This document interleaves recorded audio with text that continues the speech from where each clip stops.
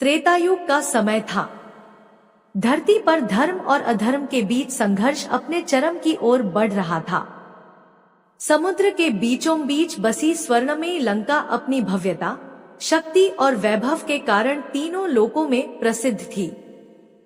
सोने की दीवारों से चमकती उस नगरी में एक ऐसा रहस्य छिपा था जिसके बारे में देवता भी धीरे आवाज में बात करते थे। वह रहस्य था कुंभकर्ण का 6 महीने तक सोते रहना। लोग कहते थे कि वह केवल एक विशालकाय राक्षस था जिसकी भूख पर्वतों को भी समाप्त कर सकती थी। लेकिन बहुत कम लोग जानते थे कि उसके 6 महीने की नींद के पीछे केवल वरदान नहीं, बल्कि ब्रह्मा के श्राप का ऐसा भयावह रहस्य छिपा था जिसने पूरे ब्रह्मांड को हिला दिया था। लंका के महलों में जब भी रात गहराती, हवाओं में एक अजीब सन्नाटा फैल जाता। उस समय राजमहल के सबसे विशाल द्वार बंद कर दिए जाते थे। हजारों सैनिकों को पहरा देने के लिए लगाया जाता, क्योंकि उसी समय लंका का सबसे भयानक योद्धा निद्रा में चला जाता था। उसका शरीर इतना विशाल था कि उसकी सांसों की आवाज समुद्र की लहरों जैसी प्रतीत होती थी। कहते हैं जब वह सोता तब धरती हल्के हल्के कांपती थी। उसका नाम सुनते ही देवताओं के चेहरे पर भय उतर आता था, कुंभकर्ण। लेकिन आखिर ऐसा क्या हुआ था कि इतना पराक्रमी योद्धा अपने जीवन का आधा हिस्सा सोते हुए बिताने को मजबूर हो गया?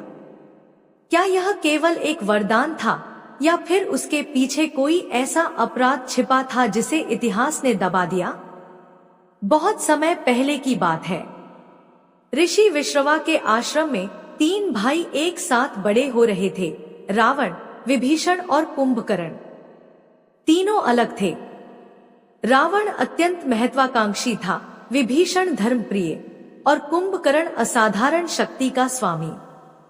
बचपन से ही उसका शरीर इतना विशाल था कि आश्रम के वृक्ष उसकी ऊंचाई के सामने छोटे लगते थे।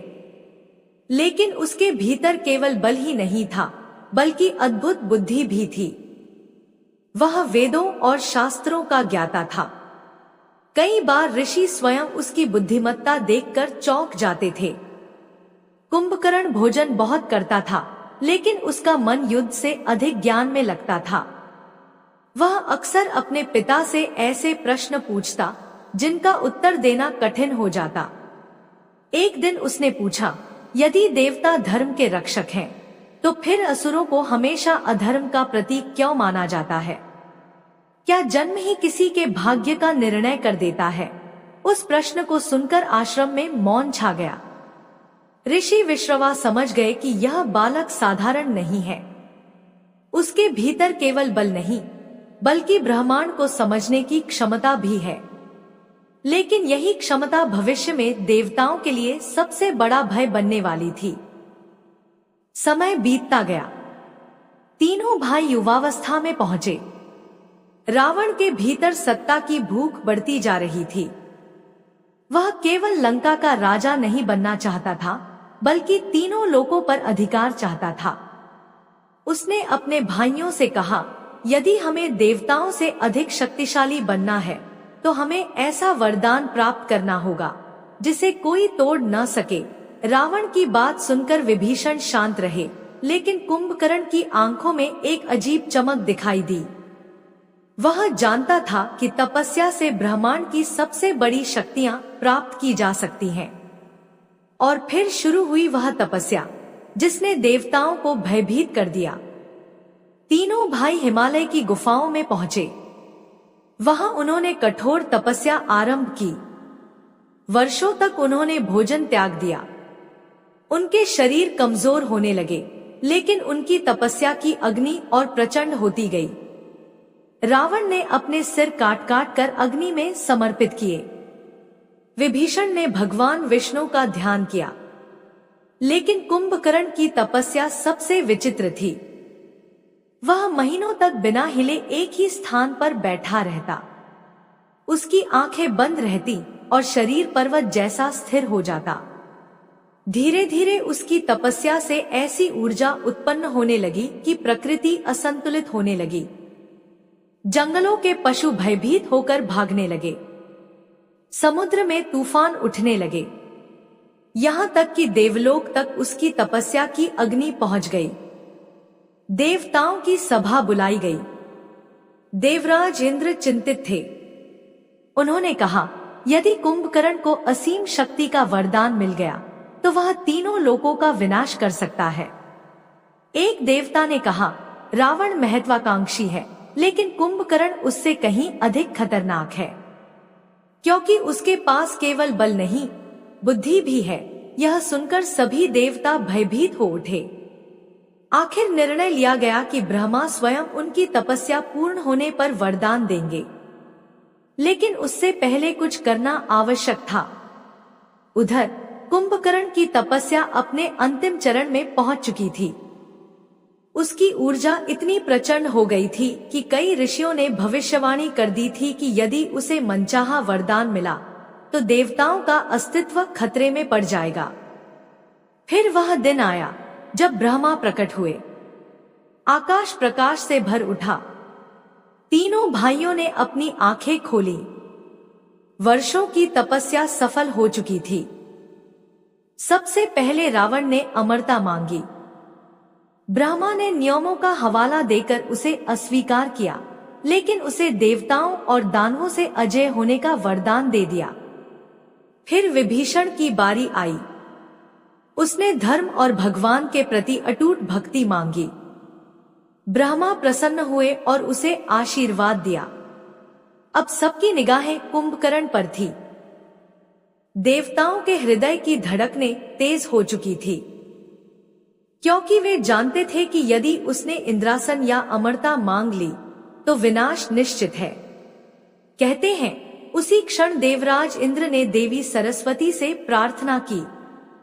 उन्होंने कहा, माता, यदि कुंभकर्ण ने मनचाहा वरदान मांग लिया तो देवलोक नष्ट हो जाएगा।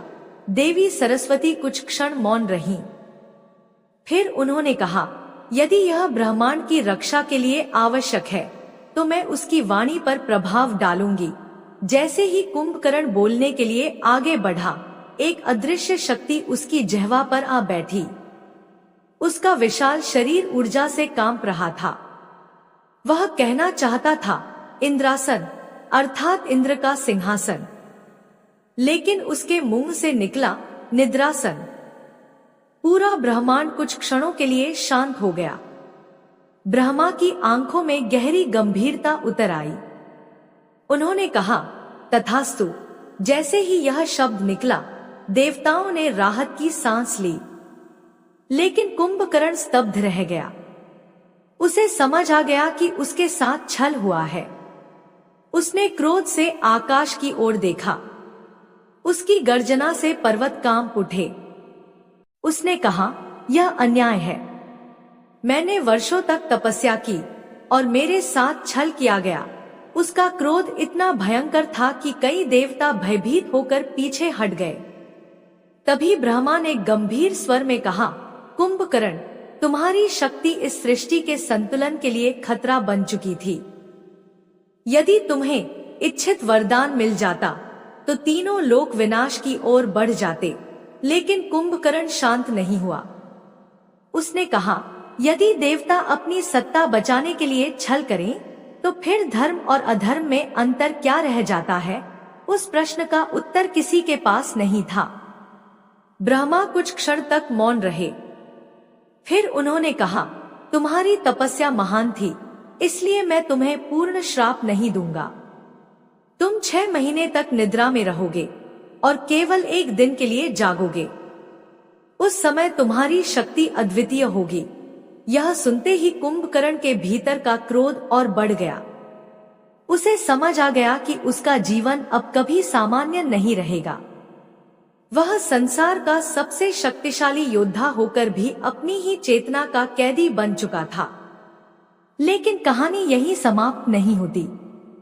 कहते हैं, उस दिन जब कुंभकर्ण लंका लौटा तब उसकी आंखों में पहले जैसी चमक नहीं थी। उसने स्वयं को महलों से दूर कर लिया।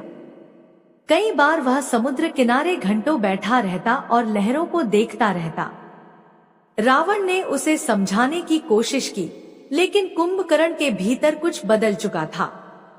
एक रात विभीषण उसके पास पहुंचे। उन्होंने पूछा, भैया, क्या आपको देवताओं से घृणा हो गई है? कुंभकर्ण कुछ क्षण चुप रहा, फिर धीमे स्वर में बोला, घृणा उनसे नहीं, उस व्यवस्था से है जहाँ शक्ति और छल एक साथ चलते हैं। विभीषण ने कहा, लेकिन ब्रह्मा ने जो किया शायद वह सृष्टि की रक्षा के लिए आवश्यक था। कुंभकर्ण हंस पड़ा। उसकी हंसी में पीड़ा थी। उसने कहा, सृष्टि की रक्षा या देवताओं की सत्ता की रक्षा? उस रात समुद्र की लहरें पहले से अधिक उग्र थी। ऐसा प्रतीत हो रहा था जैसे प्रकृति स्वयं कुंभकर्ण के दर्द को महसूस कर रही हो। समय बीतता गया। कुंभकर्ण अपनी लंबी निद्रा के कारण लंका में रहस्य बनता गया। लोग उसके बारे में विचित्र कहानियां सुनाने लगे। कोई कहता वह श्रापित है, कोई कहता उसके भीतर कोई देवी शक्ति बंद है। लेकिन सच्चाई केवल कुछ लोग जानते थे। और फिर एक दिन लंका के एक वृद्ध ज्योतिषी ने रावण से कहा, महाराज, जिस दिन कुंभकर्ण अपनी अंतिम निद्रा से जागेगा उस दिन लंका का भाग्य बदल जाएगा। रावण ने उस भविष्यवाणी को गंभीरता से नहीं लिया, लेकिन उसे यह नहीं पता था कि भविष्य धीरे धीरे उसी दिशा में बढ़ रहा है जहां लंका का स्वर्णिम वैभव राख में बदलने वाला था। दोस्तों, वीडियो में आगे बढ़ने से पहले आपसे अनुरोध है कि वीडियो को लाइक और चैनल बक्टिफ्लो 51 को भी सब्सक्राइब करते चले। दोस्तों, आपके एक सब्सक्राइब करने से आपका कुछ नहीं जाएगा, लेकिन आपके एक सब्सक्राइब से हमें ऐसी ही और वीडियो बनाने की प्रेरणा मिलती है। लंका की रातें अब पहले जैसी नहीं रही थी। स्वर्ण से चमकती नगरी के ऊपर एक अनजाना भय मंडराने लगा था। समुद्र की लहरें भी जैसे किसी आने वाले तूफान की चेतावनी दे रही थी। कुंभकर्ण अपनी निद्रा और जागरण के बीच फंसा हुआ एक ऐसा रहस्य बन चुका था जिसे समझ पाना स्वयं रावण के लिए भी कठिन हो रहा था। जब भी वह 6 महीने की गहरी नींद से जागता, पूरा लंका महल कांप उठता। हजारों हाथियों के समान उसकी सांसों की गूंज दूर तक सुनाई देती। उसकी आंखें खुलते ही ऐसा प्रतीत होता जैसे किसी पर्वत के भीतर बंद अग्नि अचानक बाहर आ गई हो। लेकिन सबसे विचित्र बात यह थी कि हर बार जागने के बाद कुंभकर्ण कुछ और बदल जाता था। उसका शरीर पहले से अधिक विशाल और शक्तिशाली होता जा रहा था, पर उसका मन धीरे धीरे संसार से दूर होता जा रहा था। वह घंटों मौन रहता, जैसे किसी अदृश्य सत्य को समझने की कोशिश कर रहा हो। एक दिन जब वह अपनी निद्रा से जागा, तब लंका में अजीब घटनाएं होने लगी। महल के दीपक स्वयं बुझने लगे। समुद्र का जल काला दिखाई देने लगा। रात के समय आकाश में लाल बादल मंडराने लगे। लोग भयभीत हो उठे। नगर के वृद्ध पुरोहितों ने कहा, यह साधारण संकेत नहीं है। कुंभकर्ण के श्राप से जुड़ी कोई गुप्त शक्ति जाग रही है। रावण ने उन बातों को अंधविश्वास कहकर टाल दिया, लेकिन उसके मन में भी कहीं न कहीं भय उत्पन्न हो चुका था। उस रात कुंभकर्ण अकेला समुद्र किनारे बैठा था। चंद्रमा की रोशनी उसकी विशाल देह पर पड़ रही थी। तभी उसे पीछे किसी के कदमों की आहट सुनाई दी। उसने मुड़कर देखा, वहां एक वृद्ध साधु खड़ा था। उसका चेहरा झुर्रियों से भरा हुआ था, लेकिन उसकी आंखों में अद्भुत तेज था। कुंभकर्ण ने गंभीर स्वर में पूछा, कौन हो तुम? वृद्ध मुस्कुराया, मैं वह हूँ जिसने तुम्हारे जन्म से पहले ही तुम्हारा भाग्य देख लिया था। कुंभकर्ण की आंखें सिकुड़ गईं। तुम कोई साधारण मनुष्य नहीं हो, वृद्ध ने उत्तर दिया, और तुम भी कोई साधारण राक्षस नहीं हो। समुद्र की लहरें अचानक तेज हो उठीं। कुछ क्षणों तक दोनों के बीच मौन छाया रहा। फिर वृद्ध बोला, क्या तुम जानना चाहते हो कि ब्रह्मा ने तुम्हें केवल श्राप ही नहीं बल्कि एक छिपा हुआ वरदान भी दिया था? यह सुनते ही कुंभकर्ण पहली बार चौंका। उसने कठोर स्वर में कहा, वरदान? मेरी यह अंतहीन निद्रा तुम्हें वरदान दिखाई देती है? वृद्ध शांत रहा। उसने कहा, हर श्राप के भीतर एक रहस्य छिपा होता है। तुम्हारी 6 महीने की नींद केवल तुम्हें रोकने के लिए नहीं थी, बल्कि किसी और चीज को जगाने के लिए थी। कुंभकर्ण की आंखों में जिज्ञासा उभर आई। स्पष्ट कहो। वृद्ध धीरे धीरे उसके पास आया। जब तुम सोते हो तब तुम्हारा शरीर विश्राम करता है, लेकिन तुम्हारी आत्मा नहीं। तुम्हारी आत्मा उन लोकों में प्रवेश करती है जहां सामान्य प्राणी कभी नहीं पहुंच सकते। कुंभकर्ण कुछ क्षण मौन रहा। फिर उसके मन में अचानक कई विचित्र दृश्य चमक उठे। उसे याद आया कि कई बार नींद के दौरान उसने ऐसे स्थान देखे थे जहां अंधकार के बीच विशाल अग्नि जलती थी। उसने ऐसे स्वर सुने थे जो किसी अज्ञात भाषा में उससे बात करते थे। उसने ऐसे प्राणियों को देखा था जिनकी आंखें तारों जैसी चमकती थी। वह अचानक उठ खड़ा हुआ। तुम्हें यह सब कैसे पता? वृद्ध मुस्कुराया। क्योंकि मैं उन कुछ लोगों में से हूं जो जानते हैं कि तुम्हारी आत्मा किन लोकों में जाती है। अब कुंभकर्ण का क्रोध जिज्ञासा में बदल चुका था। उसने कहा, यदि तुम सच जानते हो तो मुझे सब बताओ। वृद्ध ने समुद्र की ओर देखते हुए कहना शुरू किया, सृष्टि के आरंभ में केवल देवता और असुर ही नहीं थे। उनसे भी पहले कुछ ऐसी शक्तियां थी जिन्हें स्वयं ब्रह्मा ने छिपा दिया था। वे शक्तियां इतनी प्रचंड थी कि यदि वे जाग जाती तो समय और मृत्यु का संतुलन टूट जाता। उन शक्तियों को निद्रालोक में बंद किया गया। वह एक ऐसा लोक था जहां केवल वही पहुंच सकता था जिसकी आत्मा असाधारण हो। कुंभकर्ण ध्यान से सुन रहा था। वृद्ध आगे बोला, जब तुमने तपस्या की तब ब्रह्मा ने तुम्हारे भीतर वह क्षमता देखी। उन्हें भय हुआ कि यदि तुम पूर्ण जागृत अवस्था में उन शक्तियों तक पहुंच गए तो ब्रह्मांड का संतुलन नष्ट हो सकता है। इसलिए उन्होंने तुम्हें निद्रा का श्राप दिया। लेकिन वही निद्रा तुम्हें हर 6 महीने में उस रहस्यमयी लोक तक ले जाती रही। कुंभकर्ण की सांसें भारी हो गईं। उसे अचानक याद आया कि कई बार नींद से जागने के बाद उसके शरीर पर अजीब चिन्ह दिखाई देते थे। कभी उसकी हथेलियों पर जलने जैसे निशान होते तो कभी उसकी आंखों में सुनहरी चमक उभर आती। वृद्ध ने कहा, तुम्हें लगता है कि तुम केवल सोते हो, लेकिन सच्चाई यह है कि तुम्हारी आत्मा हर बार उस बंद शक्ति के और निकट पहुंच रही है। और यदि मैं वहां पहुंच गया तो? कुंभकर्ण ने पूछा। वृद्ध ने उसकी ओर देखा। उसकी आंखों में भय था। तो तुम केवल राक्षसों के राजा नहीं रहोगे, तुम वह बन जाओगे जिससे स्वयं देवता भी कांपते हैं। यह सुनते ही समुद्र में अचानक भयंकर तूफान उठने लगा। आसमान में बिजली चमकने लगी।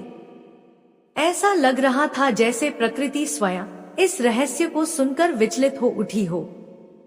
लेकिन तभी अचानक वृद्ध का चेहरा बदलने लगा।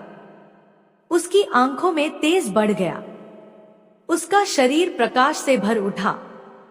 कुंभकर्ण तुरंत समझ गया यह कोई साधारण साधु नहीं था। उसने गर्जना की, तुम कौन हो? वृद्ध की आवाज गूंज उठी, मैं वही हूं जिसे देवताओं ने भुला दिया और असुरों ने कभी जाना ही नहीं। अगले ही क्षण वह प्रकाश में विलीन हो गया। कुंभकर्ण स्तब्ध खड़ा रह गया। उसके भीतर अब हजारों प्रश्न उठ चुके थे। उस रात वह सो नहीं पाया। अगली सुबह लंका में एक और विचित्र घटना हुई। महल के नीचे स्थित प्राचीन गुफाओं से अजीब ध्वनियां आने लगी। सैनिक भयभीत होकर भागने लगे। कहा जाता था कि उन गुफाओं में सदियों से कोई नहीं गया था, क्योंकि वहां लंका के सबसे पुराने रहस्य छिपे थे। रावण ने तुरंत सैनिकों को भेजा, लेकिन कोई भी भीतर जाने का साहस नहीं कर पाया। तभी कुंभकर्ण स्वयं वहां पहुंचा। उसने बिना कुछ कहे विशाल पत्थर का द्वार तोड़ दिया। जैसे ही वह भीतर प्रवेश किया, एक ठंडी हवा पूरे मार्ग में फैल गई। गुफा की दीवारों पर प्राचीन चिन्ह बने हुए थे। वे किसी ऐसी भाषा में थे जिसे पढ़ पाना असंभव था। लेकिन आश्चर्य की बात यह थी कि कुंभकर्ण उन्हें समझ पा रहा था। उसने दीवार पर हाथ रखा। अचानक उसके मन में आवाज गूंजी, निद्राधारी, तुम्हारा स्वागत है। कुंभकर्ण पीछे हट गया। उसकी आंखों में भय पहली बार स्पष्ट दिखाई दिया। वह आगे बढ़ता गया। गुफा के भीतर अंधकार गहराता जा रहा था।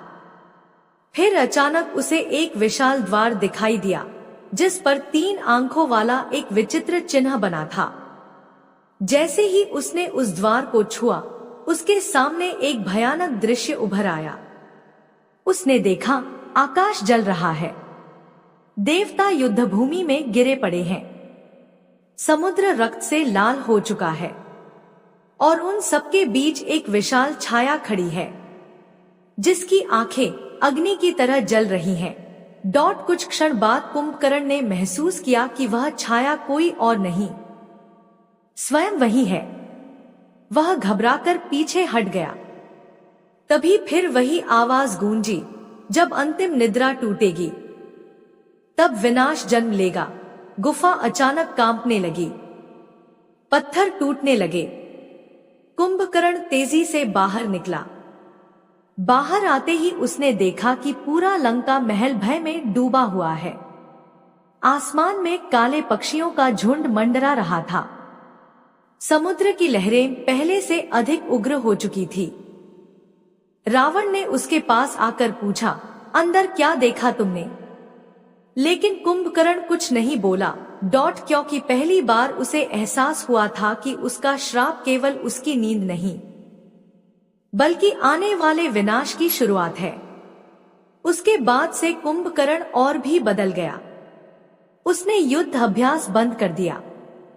वह दरबार में कम आने लगा।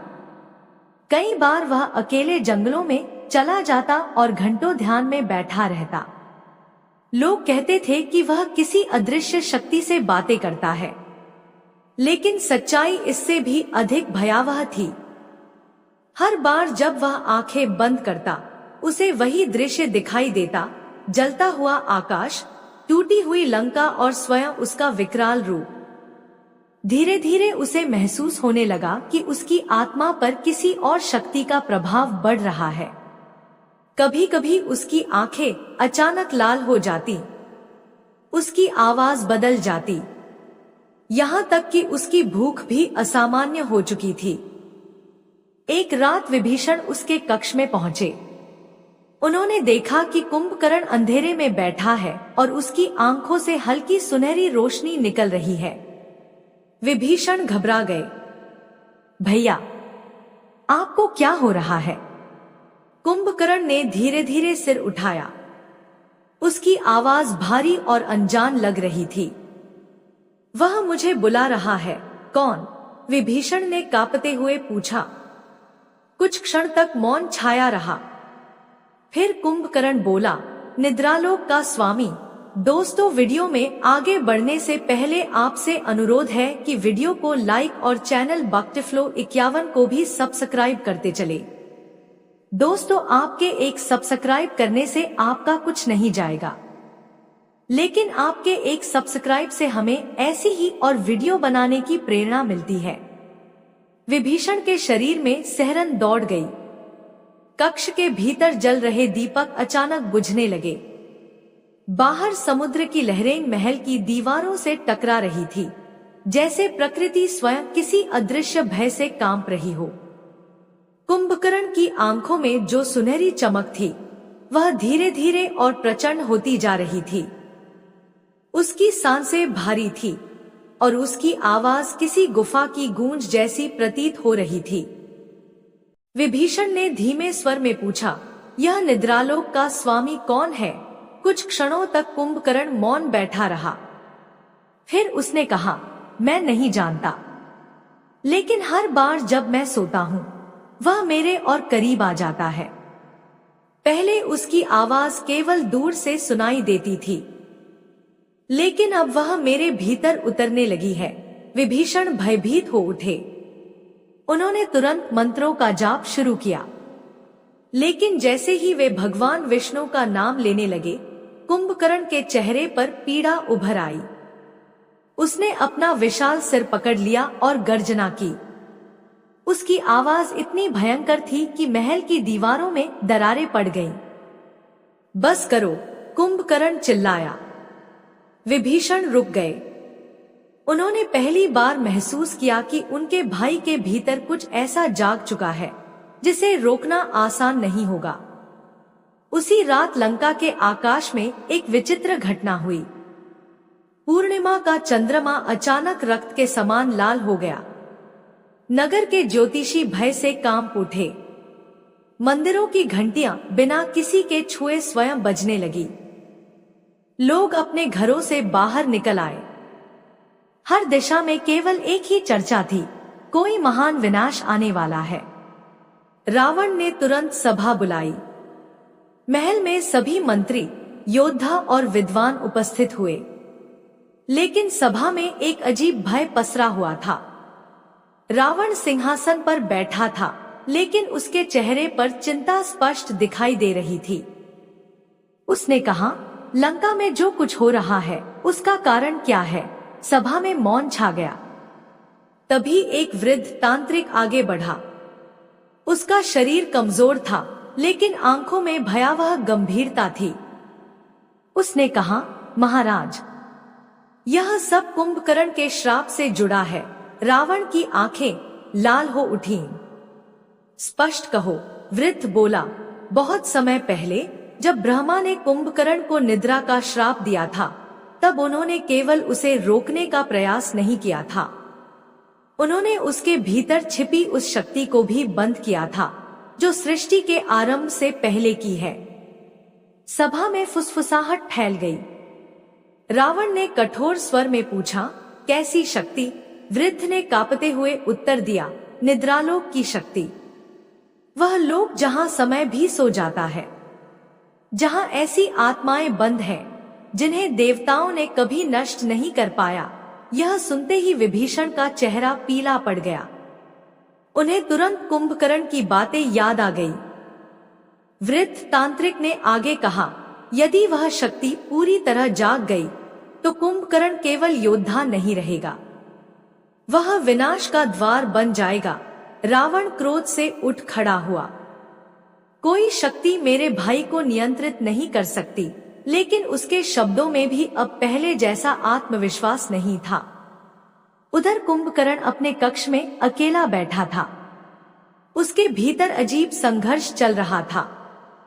हर क्षण उसे ऐसा महसूस हो रहा था जैसे कोई अदृश्य सत्ता उसके मन को अपने अधीन करने की कोशिश कर रही हो। अचानक उसकी आंखों के सामने अंधेरा छा गया और अगले ही क्षण उसने स्वयं को फिर उसी रहस्यमयी लोक में पाया।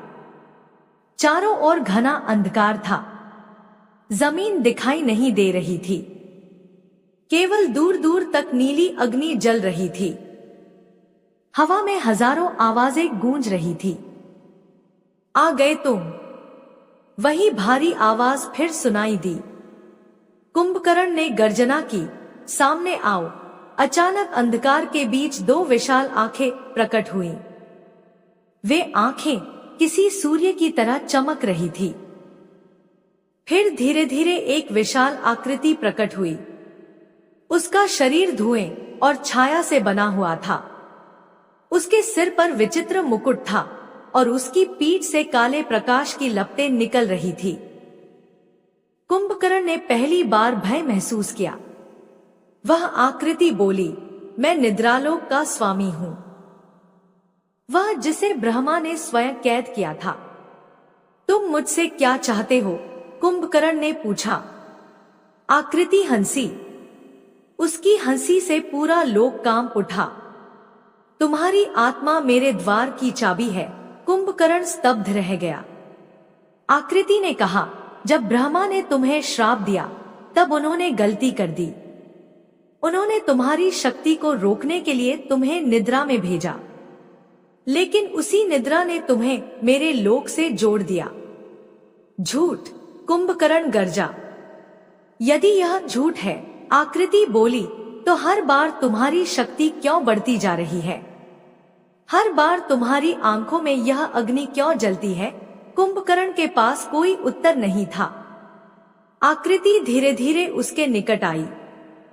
तुम्हें देवताओं ने धोखा दिया। उन्होंने तुम्हें इसलिए रोका क्योंकि वे तुमसे भयभीत थे। लेकिन मैं तुम्हें वह दूंगा जो उन्होंने छीन लिया, असीम शक्ति। कुछ क्षणों तक मौन छाया रहा। फिर आकृति ने अपना हाथ आगे बढ़ाया। मेरे साथ आओ और तीनों लोकों के स्वामी बनो।